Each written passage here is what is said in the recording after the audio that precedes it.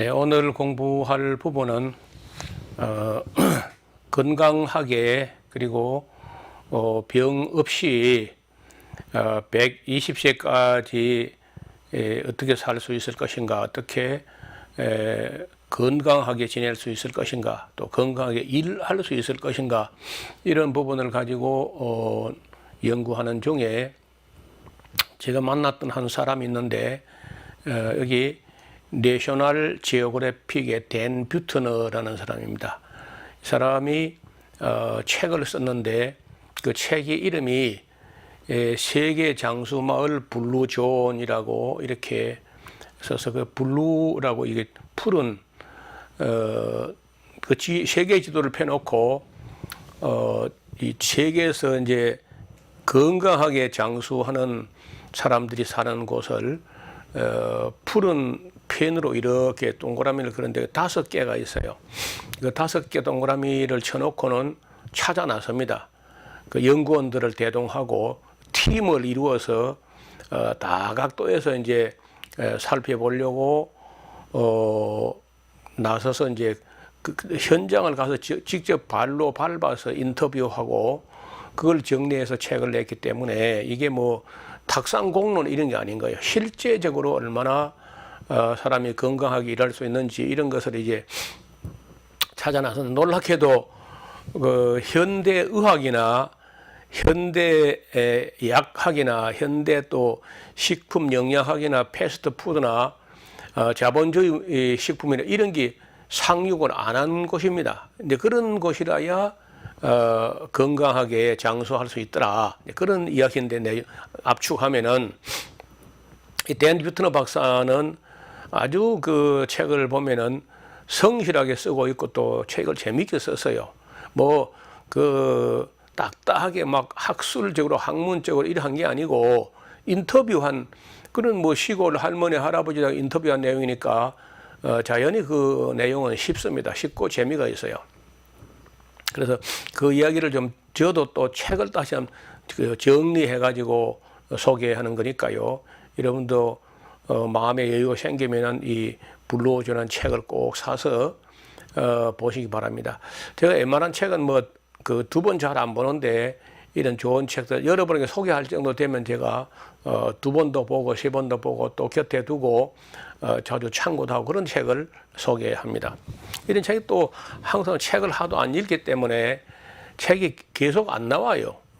사람들이 계속 읽으면 계속 나올 텐데 책이 뭐 초판 팔리고 뭐 재판도 잘 안 팔릴 정도로 책을 안 보고 대체로 이런 뭐 유튜브나 아니면 뭐 간단하게 스마트폰 가지고 깔짝깔짝 해서 보고 그 끝이다. 그러니까 지식이 어떤 깊이 있는 체계화된 그런 지식을 갖지 못하고 모든 지식이 다 바람에 나는 개와 같이 단편적인 것들입니다. 상식인데 그 중에 또 가짜 뉴스가 절반이나 섞여 있고 하니까 우리가 진리의 지식에 바로 서지를 못해요. 전공을 한다 손 쳐도 되게 캐캐묵은 얘기가 많고 그래가지고 참 우리가 진실을 찾아 나서도 쉽지가 않습니다. 그래서 이런 책들은 구하기도 쉽지 않은 책인데 도서관에 가면 구할 수 있을 것이고 아니면 또 빌려다가 이렇게 복사점에서 한번 복사해다가 재본해서 가지는 것도 하나의 방법입니다. 5곳이 어디냐면은 첫째가 이탈리아의 사르데니아라는 섬인데요. 여기가 이제 블루존, 푸르죠? 푸른색 블루존. 일본의 오키나와, 미국의 LA 동쪽으로 나가면은 로마린다라는 조그마한 외곽 시가 있습니다. 그 다음에 코스타리카의 니코야, 그리스 섬인데 아카리아라고 이렇게 5곳을 블루존으로 지정하고 이제 찾아 나서요. 내셔널 지오그래픽의 댄 뷰트너와 함께 그 동행했던 연구원들이 전 세계에서 가장 유명한 건강 장수촌을 찾아갑니다. 그리고 100세 이상 건강하게 살고 있는 분들 찾아가서 인터뷰한 결과를 책으로 묶어낸 거예요.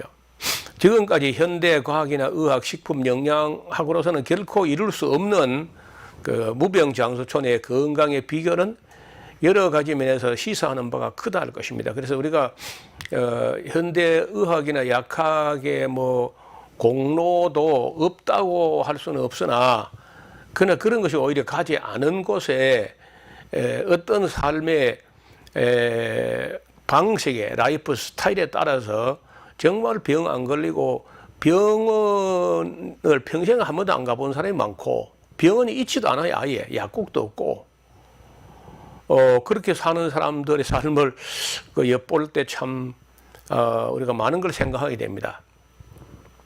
그러면은 이제 이 사람들의 생활을 취재한 내용을 제가 요약을 해보니까 이렇습니다. 블루존의 사람들의 생활인데요. 첫째, 아주 너무 단순하고 너무 다른 뭐 특별한 게 없어가지고 실망할지 모르겠어요. 첫째가 뭐냐? 무병장수촌 사람들은요, 거의 예외가 없이 텃밭을 갖고 있었습니다. 텃밭.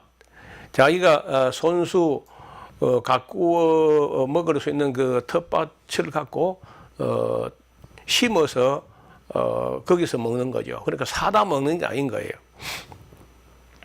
그들의 대부분의 주식은 식물성 음식이다. 이건 뭐 제가 지금 이 강의 이 특강 첫 시간부터 늘 한 거죠. 식물성 음식이었다.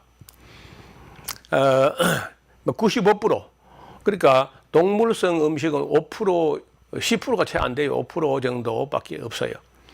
그리고 이제 곡식은 절대 정제된 곡식이 아니고 통곡식과 콩과 옥수수, 고구마, 감자, 지극히 천연 음식을 빠뜨리지 않고 먹습니다.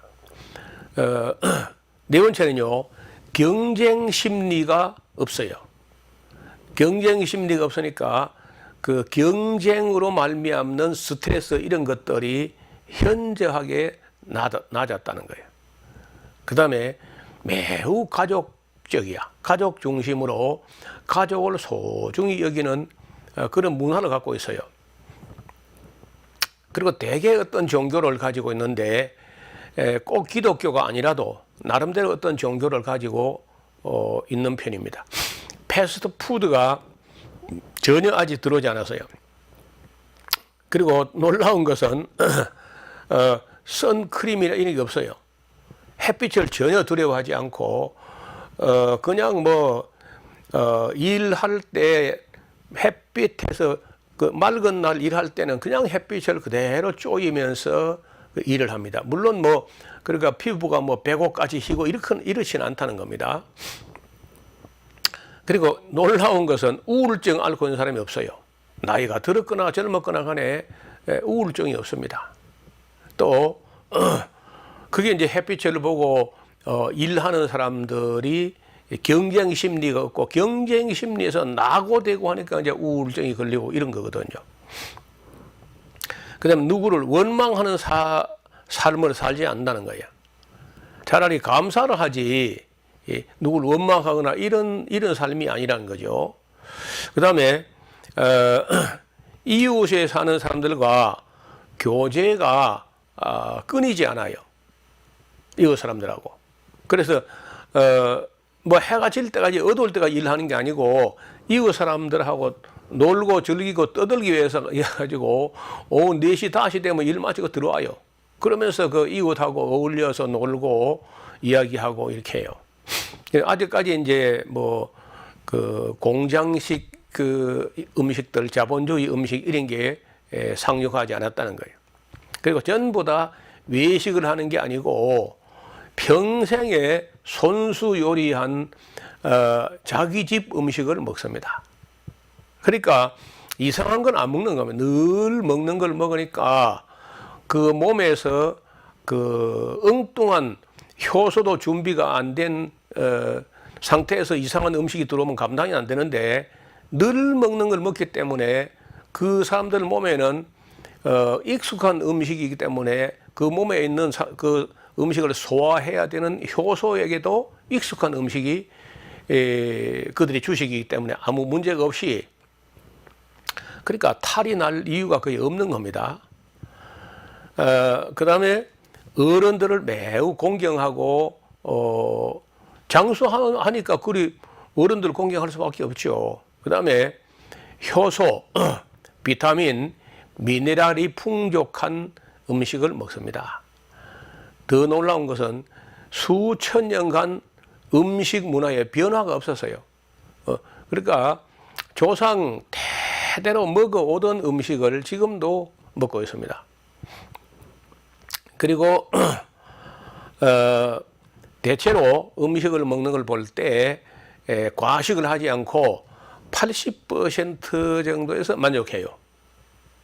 일본 사람들 중에 특히 이제 오키나와 같은데 뭐 오키나와뿐 아니라 일본 사람들 대개 옛날부터 나오는 말이 하라 하찌부 80%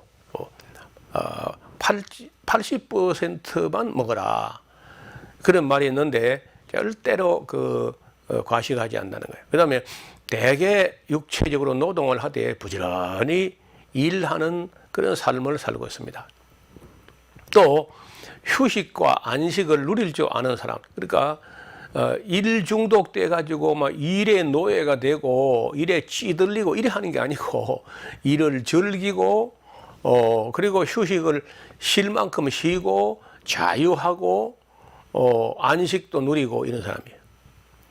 이제 그렇게 살고 그렇게 먹으니까 비만에 해당되는 사람은 단 한 사람도 찾아볼 수 없는 거예요.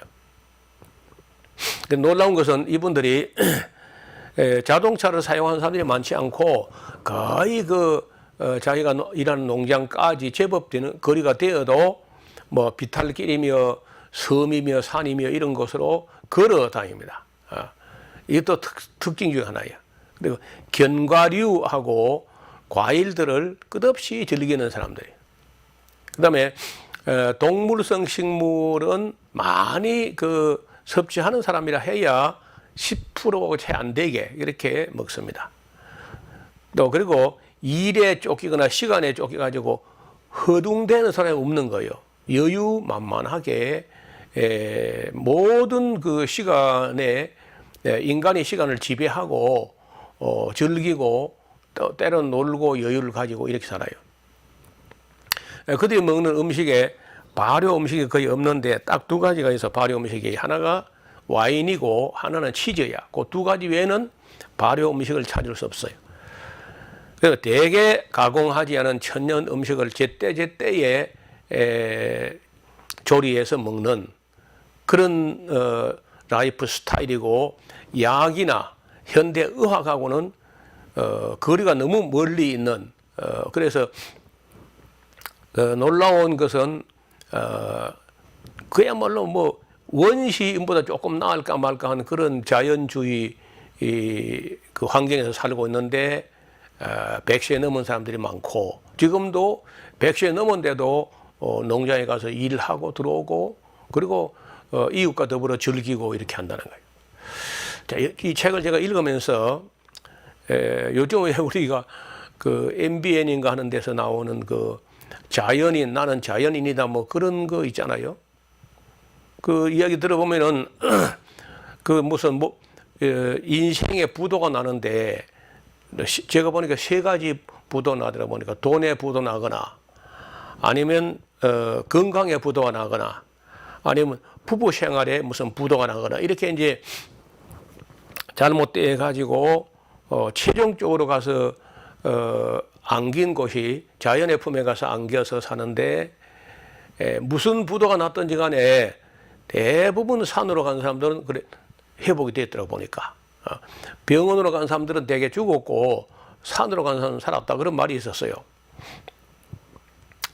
그래서 자연이 우리에게 주는 그런 건강 요소가 굉장히 중요하다는 것을 이 책을 읽으면서도 또 다시 느끼게 되는데 좋은 물을 마시는 거, 좋은 공기 마시는 거, 그리고 허겁되지 않고 허둥대지 않고 그리고 스트레스 없이 경쟁 심리가 없고 뭐 이런 여러 가지만 봐도 정말 행복한 삶이야. 뭐 출세하겠다, 경쟁에 성공하겠다 이제 이것들이 우리 인생을 좀 피곤하게 하는 거예요. 뭐 출세해봐야 요새 뭐 출세하고 좀 이따 감옥 가는 겁니다. 전부 다. 그거 별로 그렇게 그런 경쟁 안 하는 게 좋을 겁니다. 자, 우리가 그러면은 우리가 지금 현재 우리가 사는 이 땅에서 이와 똑같이는 안 되더라도 어떻게 하면은 정말 건강하게 또 행복하게 살 수 있는지 한번 연구를 해보려고 하는 거죠. 자, 무엇이 우리가 부족해가지고 우리가 지금 이 건강이 잘 안 되는가 보니까요, 토양이 문제가 있습니다.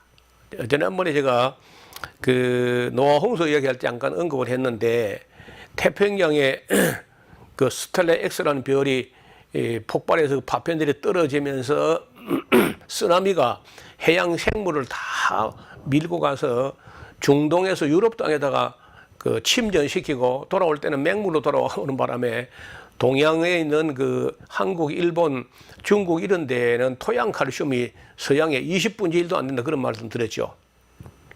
그래서 이 토양 속에 꼭 필요한 요소가 너무 모자란데 그중에 대표적인 토양에 칼슘이 모자랍니다.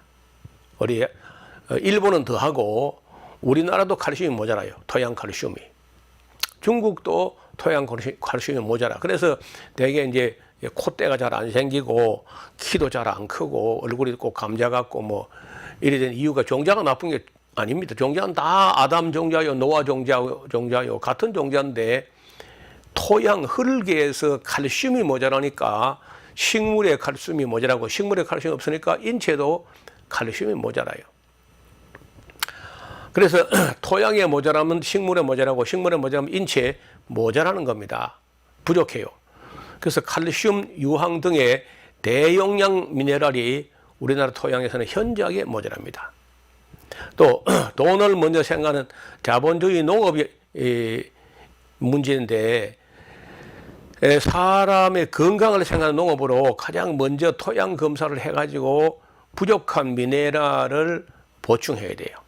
토양에 영양분이 충분하게 되면은 채소와 곡식과 과일에도 영양분이 충분하면서 건강해집니다. 그리고 그런 그 토양 칼슘과 토양 미네랄이 충분해지면요, 작물이 건강해가지고 병해충도 이겨내요. 그런데 이게 전부 칼슘이 모자라니까 이 채소, 곡식, 과일 이게 다 허약해가지고 농약을 가지고 방제를 안 하면 재배 자체가 안 될 정도로, 이러니까 이제 빨리 이 땅도 망가지고 식물들도 이렇게 병약하고, 거기다 농약까지 치니까 우리 몸은 또 암 걸리고 병 걸리고 또 역시 영양 모자라고 이렇게 된 거죠. 우리나라 토양에는 칼슘도 모자라고 유황도 모자라고, 그리고 이제 역사가 오래되고 같은 밭에서 같은 작물을 해마다 연작하면서 토양 속에는 영양을 빨아내기만 하니까 땅은 영양소를 용출을 당하게만 하고 보충이 안 되는 거예요, 해마다. 더 기가 막힌 것은 우리가 먹고 대소변을 봐가지고 다시 밭으로 돌리면 되는데, 이게 또 수세식으로 가가지고 밭으로 안 들어가고 그게 그냥 종말 처리장 가가지고 바다로 가버려요, 다.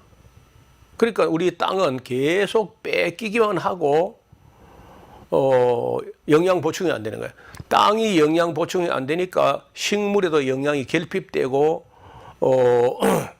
그리고 이제 식물에 결핍되면 인체에 결핍되는 거죠. 결핍되면 이제 병드는 겁니다. 약해지고. 그럼 장수가 안 돼요. 그래갖고는 전혀 120세가 안 되고 3분지 1은 날아가고 120세 중에 40년 날아가 버리고 이제 80세 정도로 만족하는, 이렇게 되는 것은 잘못해도 많이 잘못된 거예요. 그래서 칼륨도 부족합니다. 채소와 과일을 너무 적게 먹는 한국인의 몸에, 혈액에는요, 칼륨, 포타슘이 많이 부족해요. 근데 시금치, 바나나, 감자, 고구마, 살구, 자두, 대추, 무화과, 키위 등에 칼륨이 들어있는데 한국인은 어쩌다가 이게 먹는 수준이지 이걸 잘 못 먹으니까 칼륨이 늘 모자란다는 거예요. 칼륨 모자란데 나트륨은 또 너무 많아가지고 이게 또 문제가 되거든요. 김치와 된장만 먹는 한국인의 몸에는 칼륨과 나트륨의 불균형으로 고혈압으로 진행되는 사람들이 많을 수밖에 없습니다. 칼륨은 늘 부족한 상태인 반면에 나트륨은 늘 계속해서 섭취하는 식습관 때문에 미네랄 불균형 때문에 문제가 일어나는 거예요. 나트륨 없이 먹을 수 있는 식습관을 기르기 위해서 샐러드와 과일을 생식하는 길이 하나의 방법 중에 하나입니다. 그래서 나트륨을 먹었으면 그만큼의 또 칼륨 즉 포타시움도 섭취가 돼야 되는데 이건 뭐 늘 모자라. 그래서 이런 거 지금 현재는 이 칼륨을 그 미네랄 보충제로 파니까요. 그라도 챙겨다가 드시는 게 좋을 겁니다. 그다음 뭐 칼슘은 뭐 제가 늘 이야기 아예 뭐 많이 모자랍니다. 그나마 조금 있는 칼슘은 또 그냥 열을 가해 쌀만 나무를 가지고 만드니까 이게 전부 다 시멘트가 돼 가지고 그 담석이나 아니면은 뭐 신장 결석이나 요로 결석이나 편도 결석이나 석회와 건염이나 이런 걸로 몸에서 전부 다 그 칼슘 대사가 잘못돼 가지고 우리 병이 되는 그런 것도 참 우리가 깊이 생각해야 돼.